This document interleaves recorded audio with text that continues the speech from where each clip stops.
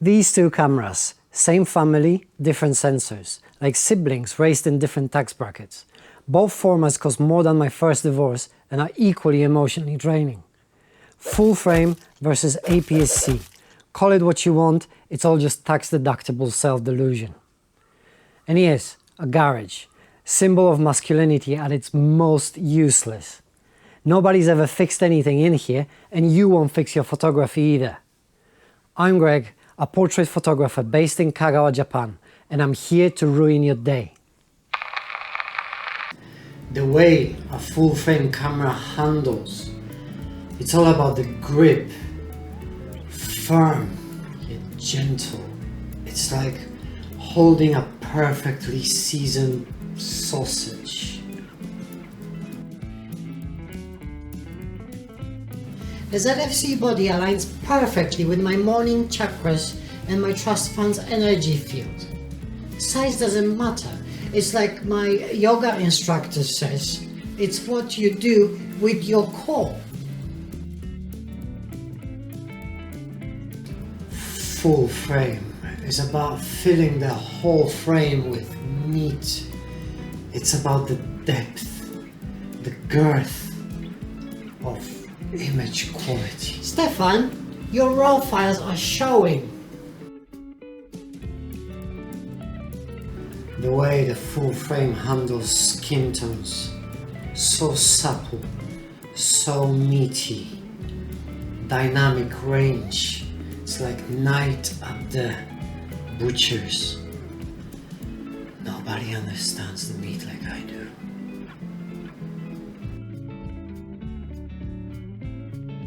My crop sensor is like my commitment to clean eating.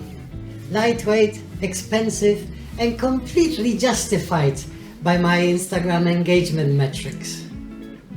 The full frame sensor, it's so sensitive to Ew. every Stefan, curve. this is why your wife follows my meditation podcast.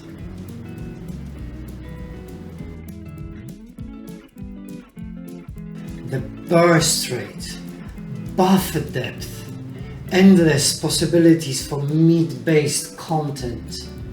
This is why we can't have nice things in photographic community.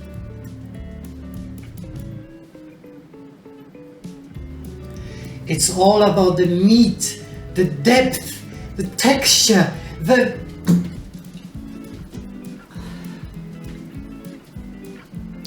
yeah, dynamic range is really good. And this is why I shoot vegetables. Namaste. At least full frame understands me.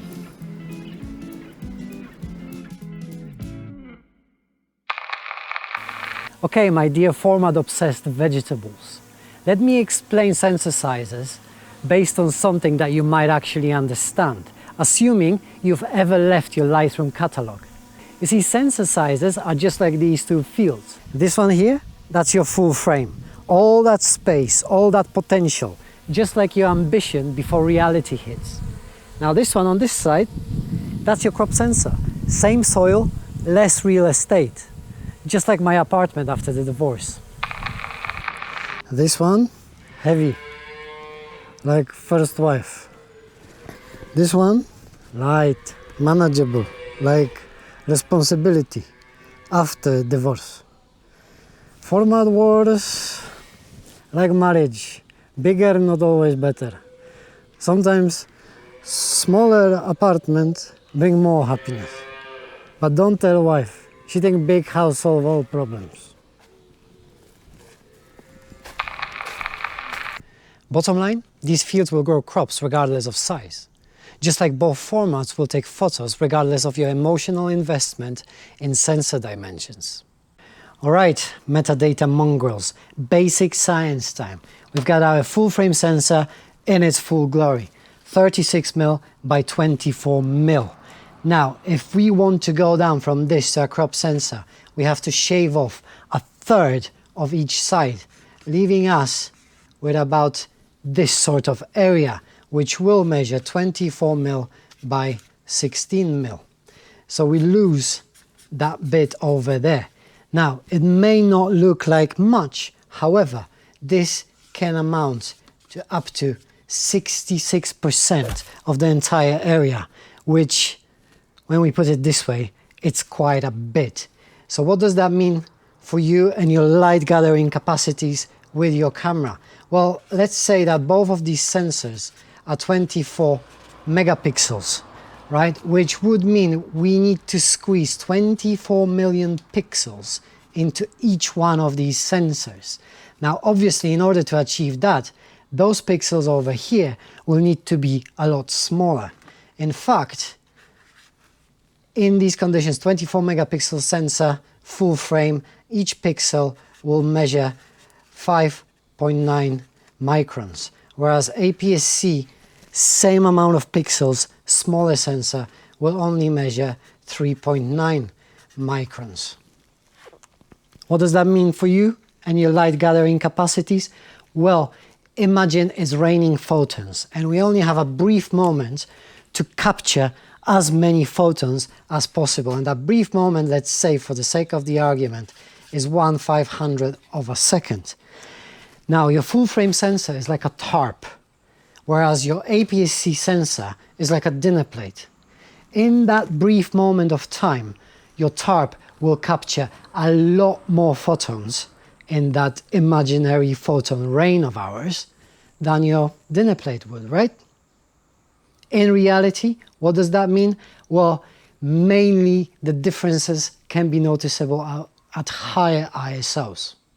Up to ISO 800 or 1600, the files are pretty much indistinguishable, like those couples who insist on wearing matching outfits for their day out. It's cute, it's nauseating. Beyond that though, the full frame starts to pull ahead. The crop sensor is that spouse who let themselves go a bit. You know, stopped shaving, gained some weight, maybe started developing a suspicious relationship with cake. Push both files 3 or 4 stops and the APS-C starts sprouting noise like leg hair in winter. The full frame, meanwhile, stays that annoyingly fit friend who somehow still runs marathons. For fun. Then there's bokeh. I shot the same okra shrub with a full frame at 85mm f2, crop with a 50mm f2, and swap them around as well. Same framing, slightly different looks. But unless you're a bokeh addict who collects cat's eye highlights like Pokemon, it doesn't matter. It's the photographic equivalent of arguing over which froth pattern your barista left in your latte. Yes, technically different, and no, you don't actually care. And finally, the studio test. I photographed my son, full frame with an 85mm, crop with a 50. Same light, same framing, same everything. ISO 200, f5.6. And honestly, the files are identical. You could put them side by side and even the nerdiest pixel peeper would give up.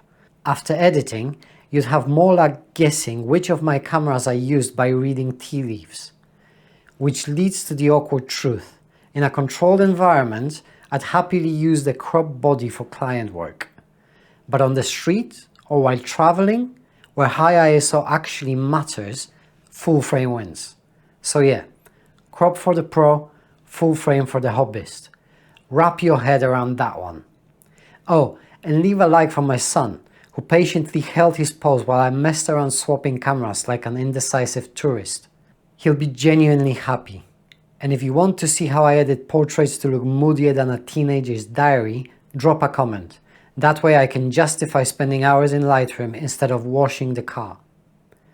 Final verdict, here's your format choices in therapy terms. Full frame, for when you're ready to admit your insecurities need more space. Exhibit A, Nikon Zf, overqualified for most jobs, just like my university degree. Crop sensor, for those claiming size doesn't matter. Exhibit B, Nikon Zfc, honest about its limitations, unlike your Tinder bio. The format war will outlive us all, like Keith Richards or Toyota Corollas. The bottom line is, full frame won't fix your photography. crop sensor won't cure your creativity. Both will outlast your enthusiasm.